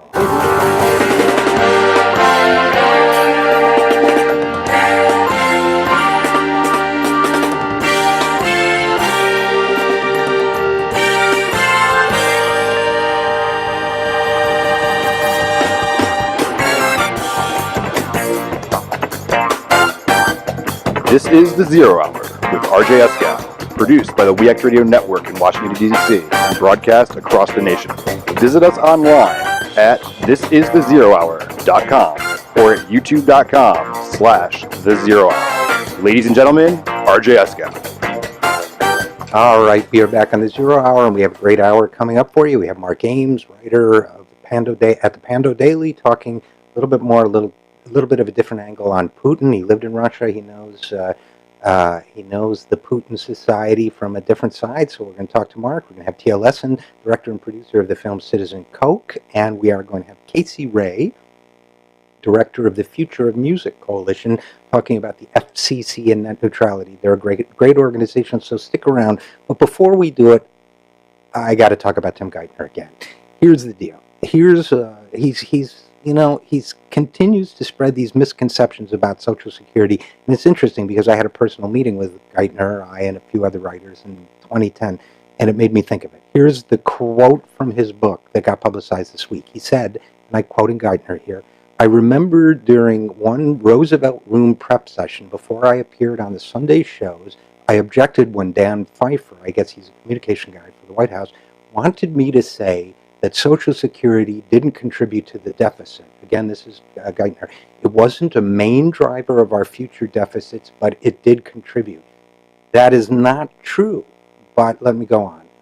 Pfeiffer said the line was a dog whistle to the left, a phrase I had never heard before. He had to explain the phrase was code to the Democratic base, signaling that we intended to protect Social Security. Wow, there's so much information in this little quote. Number one, that after all this time, Tim Geithner has never learned that Social Security does not and cannot and is forbidden by the law from contributing to the deficit. Number one. Number two, this is the way that elites, especially in this case on the Democratic side, silence the voices of reason, silence the voice of economists like Dean Baker, silence the voice of social insurance policy people like me who did work on the national level in Eastern Europe, interestingly enough, with what's on now. Silences everybody's voice in order to say that it's all code to a Democratic base and that it's not really real, the way they kind of filter out these voices. But first, let me go, and really, you'd never heard the phrase dog whistle, and you can't figure out, the first time I heard it, I kind of figured out what it meant instantly, which is something that's silent to most people, but is heard by those who are intended to hear it. That's not complicated. It should be easy to figure out. Tim, dog whistle. But anyway, back to this notion that Social Security was a partial or somewhat of a contributor to future deficits. No. Here's how Social Security works, Mr. Geithner, and this I tried to explain to you when we had our argument in your office that day. Number one, it is forbidden by law from contributing to the deficit. If the trust fund runs out, it has to continue to operate based on the money it collects that year. That's why you and other people are raising the alarm over the fact that in 2033 or sometime in that decade, benefits might have to be cut if we don't get more revenue for it. Now, why would benefits need to be cut? Because the ultra wealthy are capturing so much more of our national income that it's not being taxed by the payroll tax that finances Social Security. So lift that cap so that you can capture more of it and restore the balance of the program. That's not a dog whistle. That's just mathematics. That's actuarial. Ronald Reagan's actuary says that's the solution. So it doesn't contribute to the deficit. It has to cut benefits before it's allowed to contribute to the deficit. Now, the only way you can even conceive of it contributing to the deficit, other than some misunderstanding of macroeconomics, is by saying that, well, the deficit will be worse if we have to pay back that trust fund in the next 20 years instead of just keeping the money for our tax cuts to the rich or whatever. And sure, you could say that if you want to welsh on the legal instruments, binding instruments that were signed to the Social Security Trust Fund when it lent money to the federal government, yeah, that would help. But why don't you welsh on the money, the treasury bonds that banks own first? Because that too would contribute to the deficit. So please, Mr. Geithner, please learn your economics. It's a legal, economic, and moral question. Economically, you can only say it contributes to the debt if you're willing to break the legal agreements and the moral agreements you made with the American people when you borrowed that money from the trust fund. I don't think you want to do that. That's not a dog whistle. And if you want to know what a dog whistle is, then to quote Lauren Bacall from the Humphrey Bogart movie, just pucker your lips and blow. I'm Richard RJ Eskow, and this is The Zero Hour.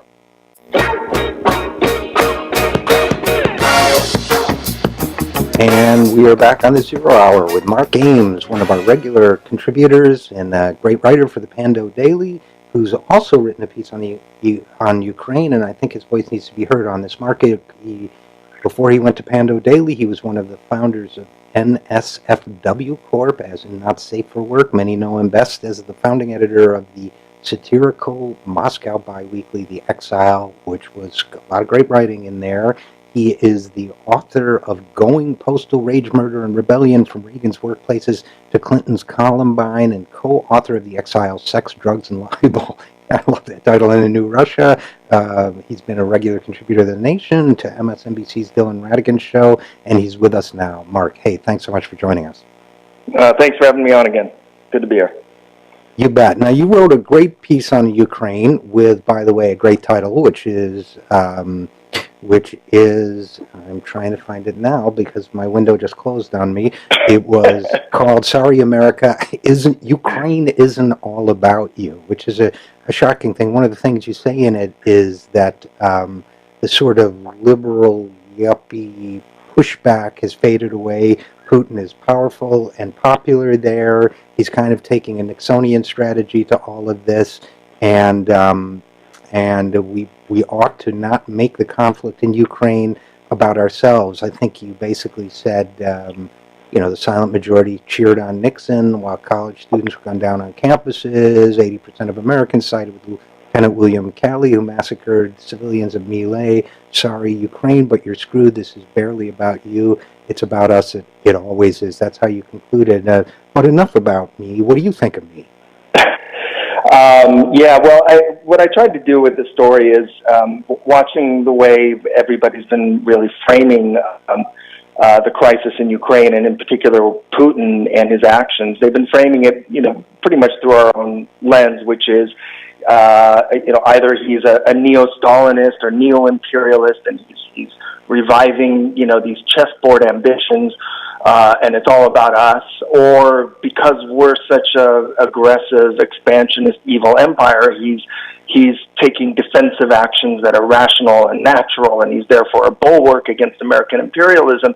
And as I said, there's some truth to both of those, but as we know here, all politics is local, and nobody's really talked about what put Putin's actions into perspective in terms of what's going on locally. What's he doing in Ukraine and elsewhere that is shoring up, or a reflection of his own political problems within Russia. And that's when I get into a bit of the history of Putin's politics in Russia.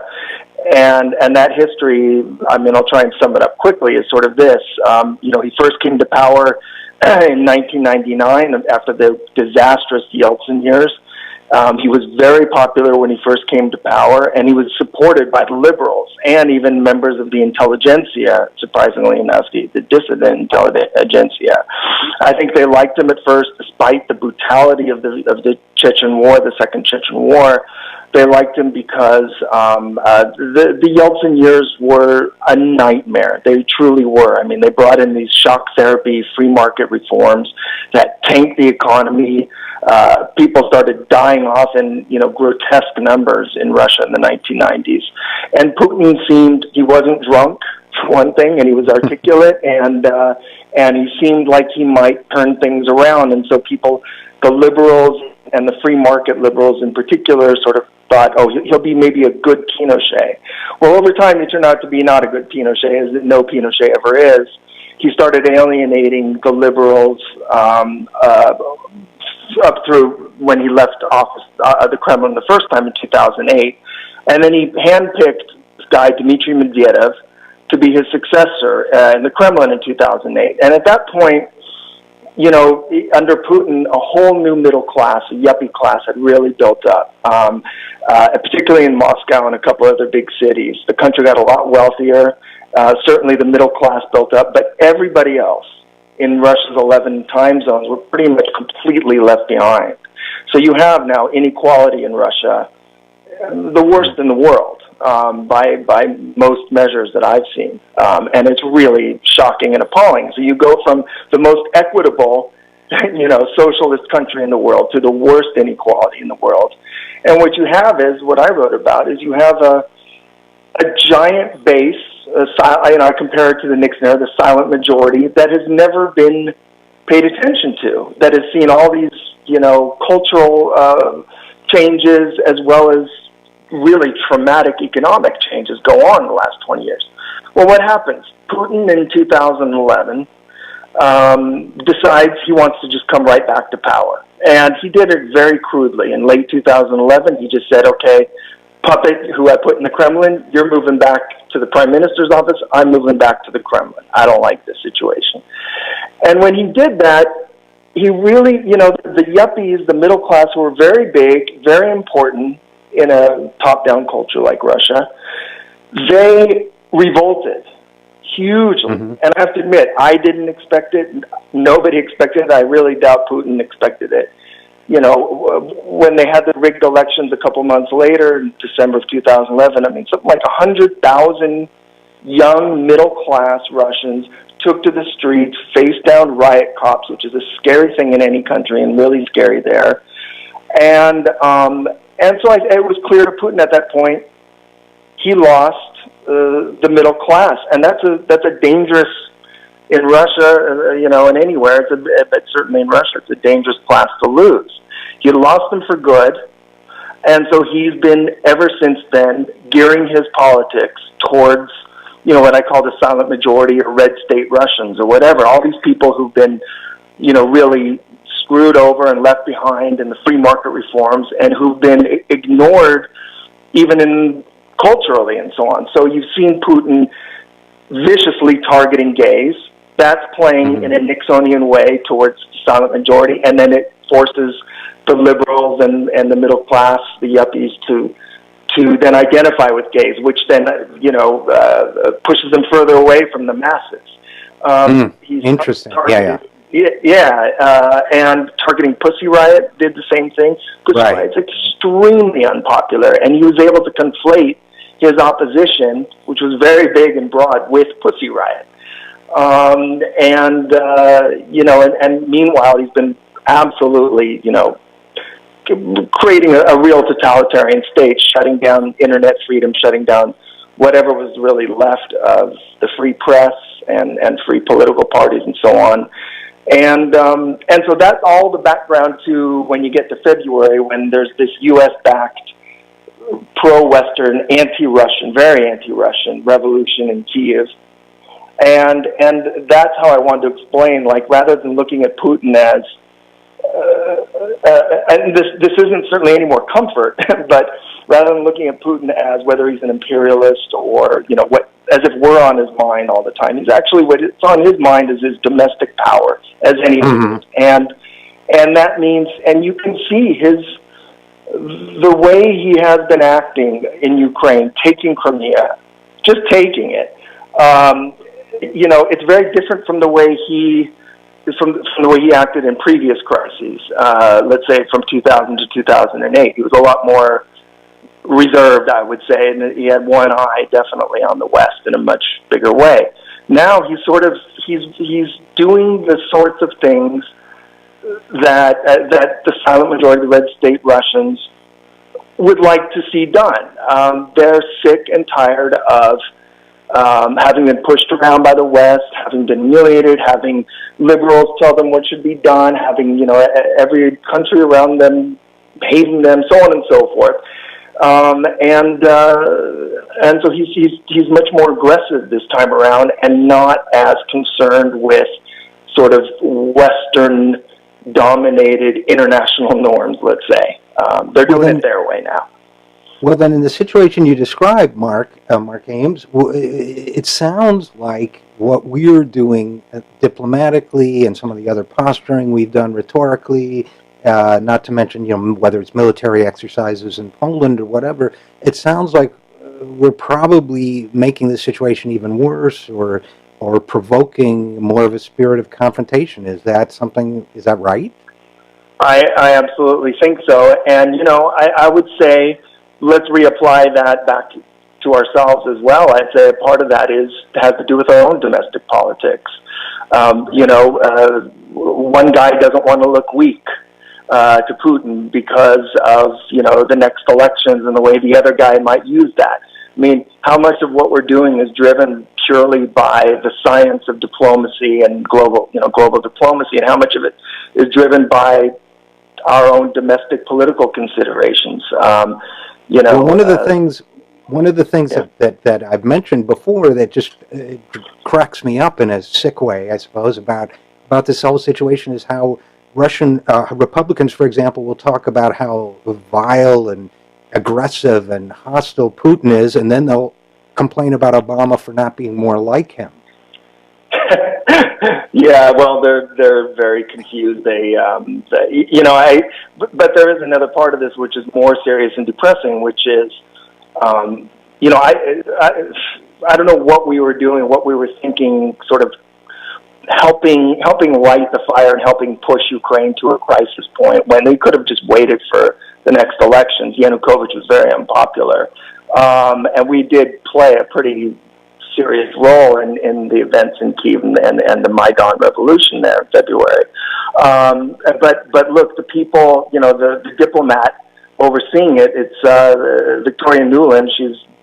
I think it's Robert Kagan's wife. They're just, the neocons have jumped all over this. And they, from a neocon's point of view, creating a crisis, a tense potential war crisis, that's their red meat. That's what they think pushes their agenda to the forefront and empowers them. So from their point of view, this is all great. And they're probably right about that, which is which is the most depressing part of it at all. Well, I assume you'll keep writing about this and you'll keep us informed as you go, and I hope you'll come back and talk to us about it again. I'd be happy to. Thanks for having me on. You bet. Mark Ames, writer for PandoDaily and former co-editor of The Exile, based in Russia. He knows the area, and look, we've got a society of disaffected, angry people who are being whose emotions are being stoked in tough economic times by talk of war. I'm speaking, of course, about the Tea Party and the neocons. And the strange relationship between them. And then on the other side of the fence, we have Putin, a very interesting analysis of why Putin is posturing as a strong man. Long story short, if we don't start treating the Ukraine situation rationally with our heads instead of our hearts, the people who are going to suffer most are the Ukrainians, and we'll be right there behind them, at least economically and politically. So that's it for our today's Ukraine coverage. When we come back, we'll be talking about the movie Citizen Koch, and we'll be talking about net neutrality. I'm Richard RJ Eskow, and this is The Zero Hour.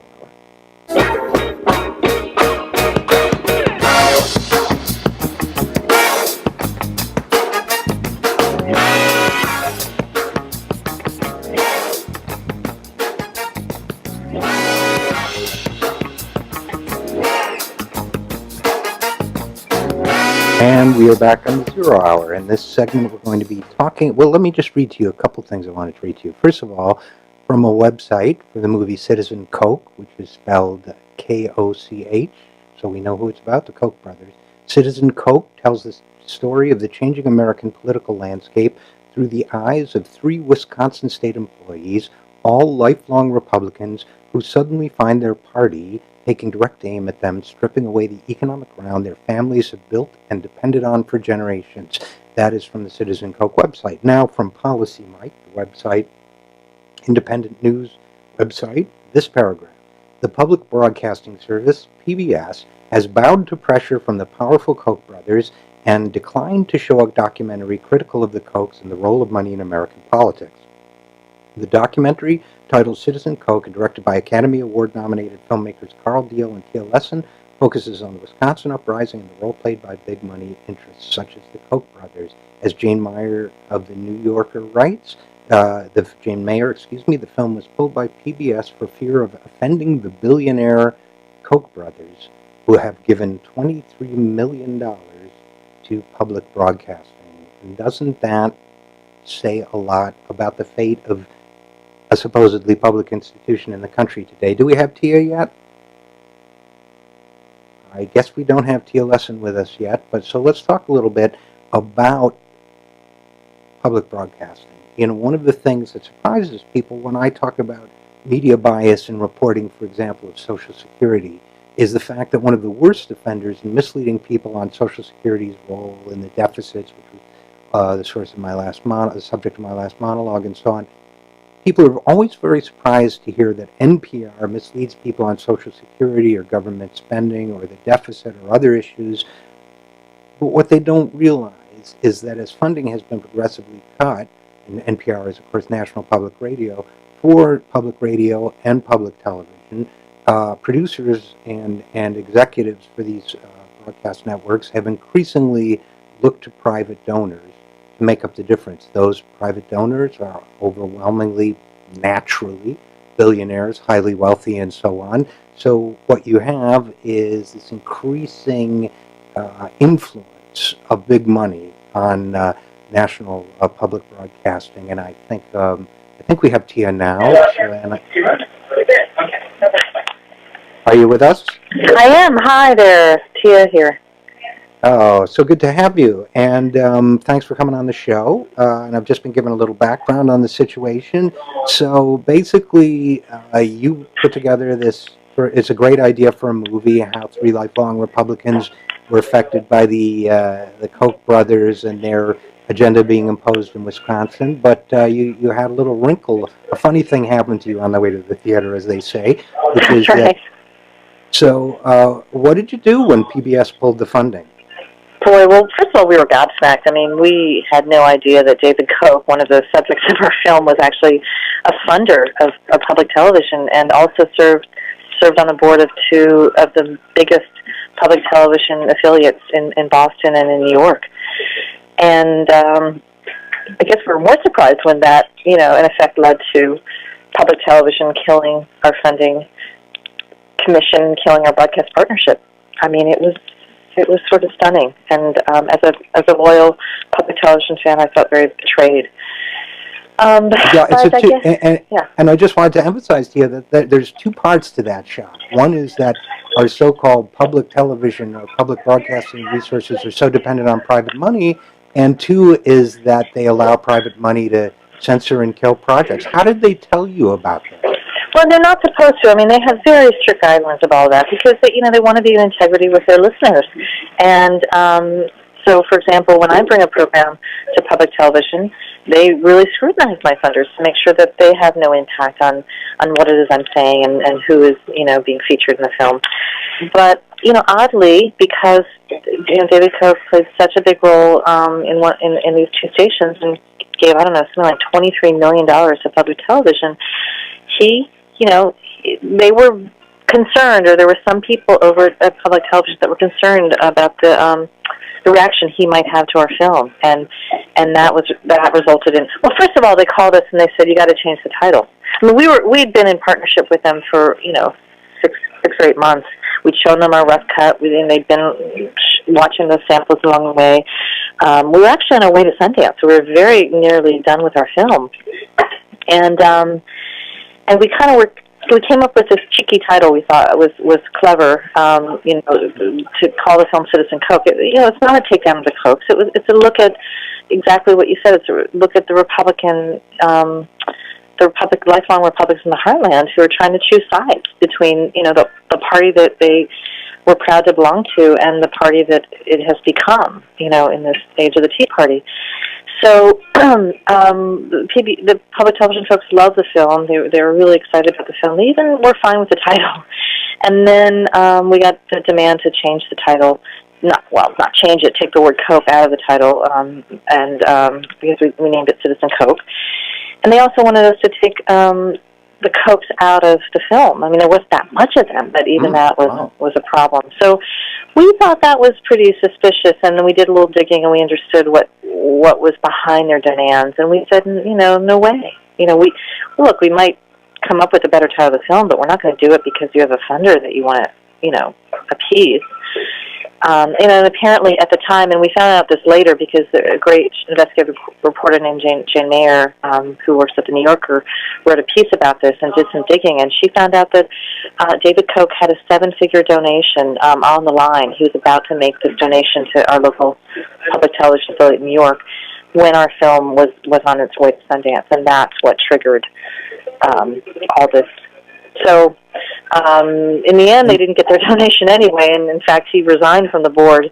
I guess he wasn't getting much of what he wanted, but they killed our film anyway.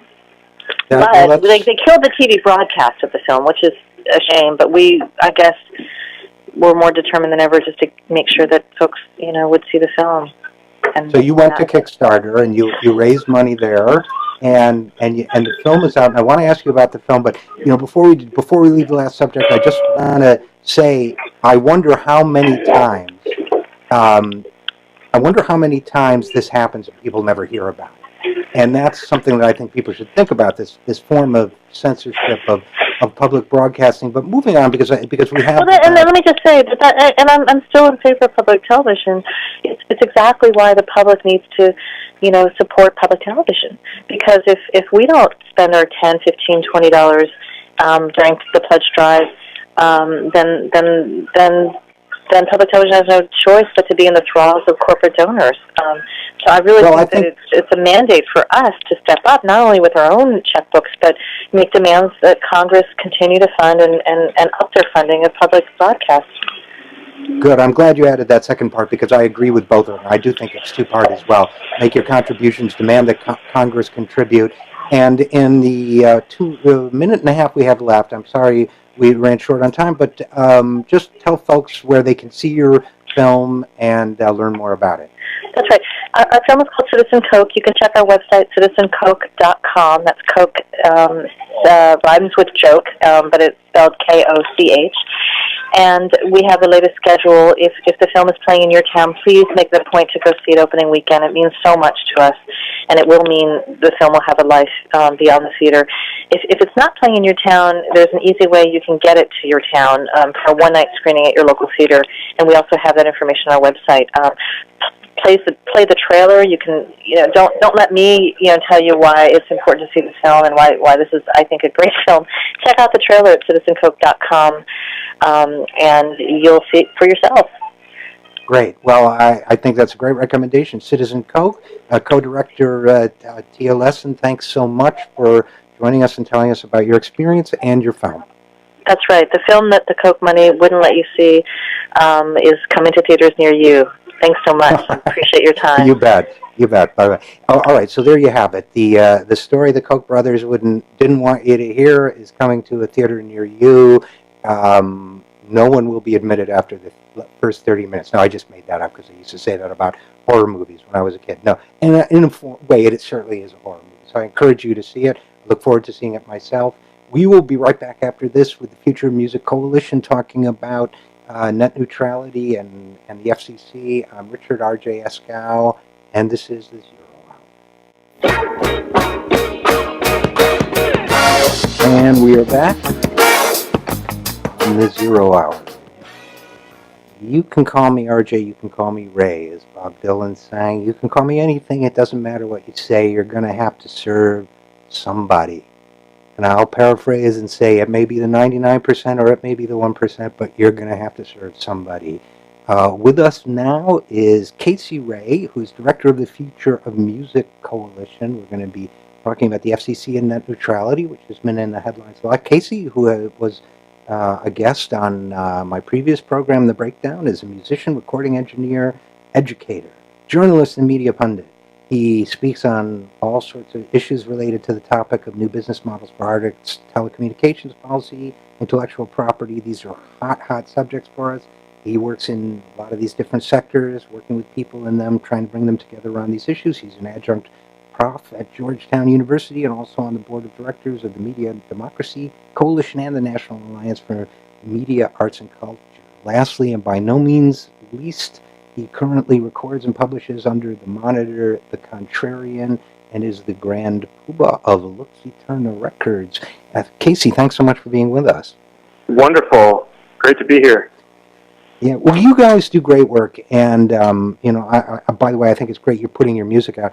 I have a kind of manager type who advises me for free, and a well-known manager, and he told me to take my music out of iTunes so people wouldn't be confused. Let me get branded with my new radio show first. So my music is right now. But I decided to take his advice. But listen, before we get to the FCC and net neutrality and I already know I'm going to be frustrated. We won't have more time than we do, but just tell the folks briefly what the Future Music Coalition does, because I think you do great work. Sure. We're a research, education, and advocacy organization for musicians. We work in two main areas, access and compensation. So access for musicians is typically access to audiences and also access to media platforms and technologies that can help them make contact with their fans, grow their careers, and take charge of their business. And on the compensation side, we look a lot at copyright law, we examine new business models, and we try to analyze and document trends in the industry so musicians have a fighting chance at understanding what's going on in this space.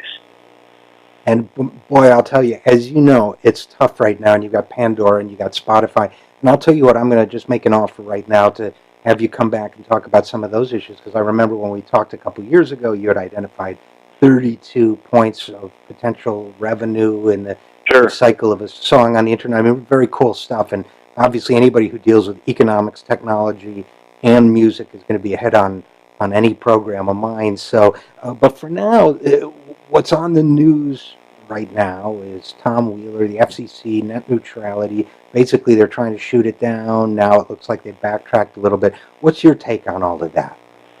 Well, we've been examining and participating in the net neutrality conversation for so long that we were there before it even had a name.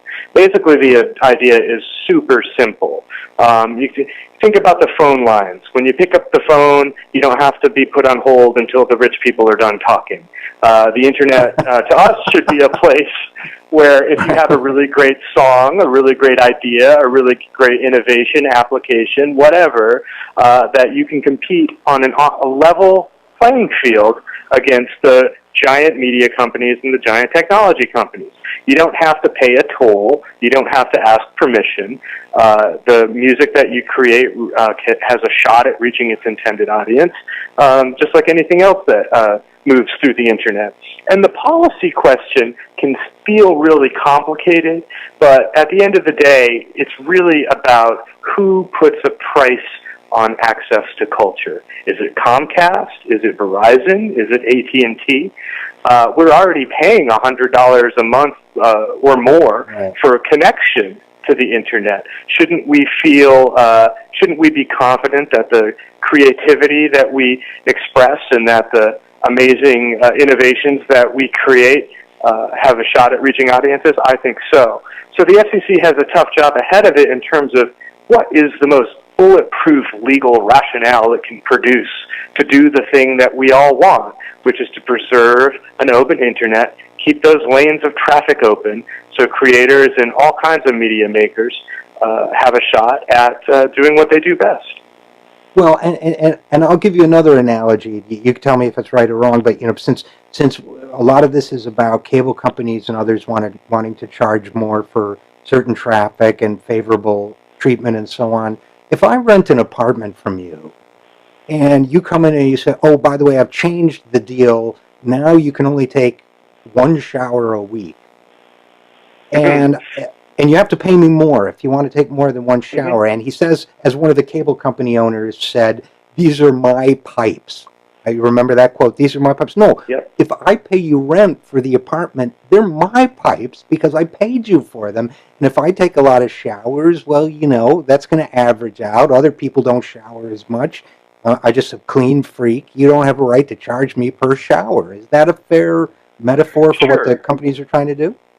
I mean, I think it's important to talk about bandwidth as a separate issue. Like, you can pay for how much bandwidth you use, and that's perfectly fine. But what shouldn't happen when you use the Internet is if you're paying for the pipe, if you're paying for access to the Internet from an Internet service provider like Comcast, Verizon, AT&T, or whomever, you should be able to freely access all of the lawful content that you want without having some of that content discriminated against because whoever's providing it hasn't made a special business deal with the ISP.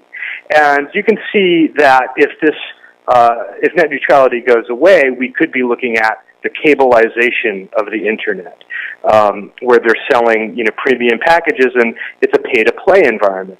Well, pay-to-play does not work very well for musicians historically.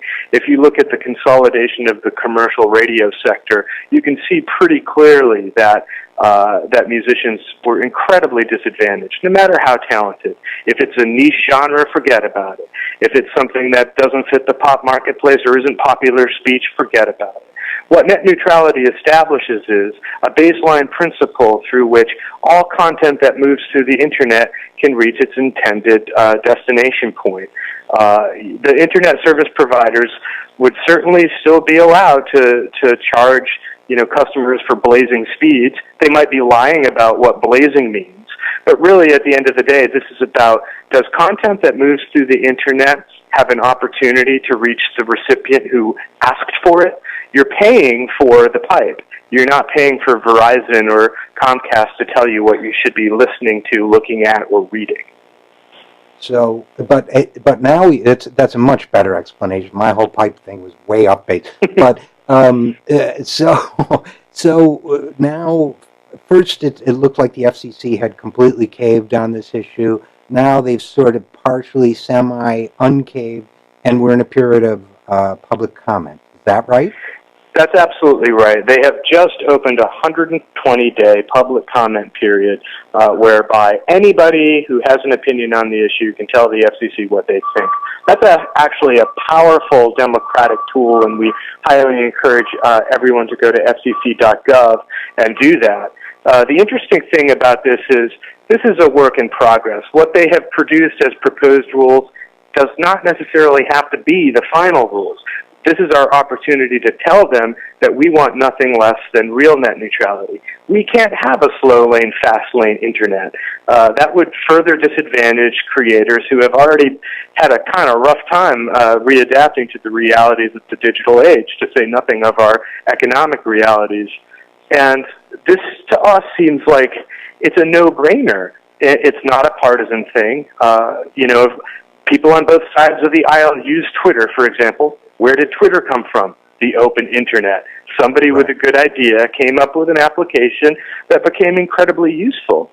And we just want the opportunity for musicians to make use of those new innovations and also make use of the incredible range of creativity that's at their disposal. And we want a fighting shot for future creators to be able to come into this conversation, this cultural dialogue, and not be disadvantaged. Whether they're musicians or not. And I think that's a great point, and we're going to have to end it there. But Casey Ray, director of the Future Music Coalition, I hope you'll come back and talk with us again. Absolutely. My pleasure. Thanks for joining us. And that is our show for today. I think we've hopefully given some food for thought on Ukraine. We've addressed the pressing issue of net neutrality. We've talked about the compromised state of public broadcasting, as well as the interesting movie Citizen Koch. The state of the war on terror is exemplified by the story of an innocent man in Lodi, California. I don't know what more we can give you, but by gosh, we're going to try. So please come back next week. I'm Richard RJ Eskow, and this is The Zero Hour. Thanks for listening.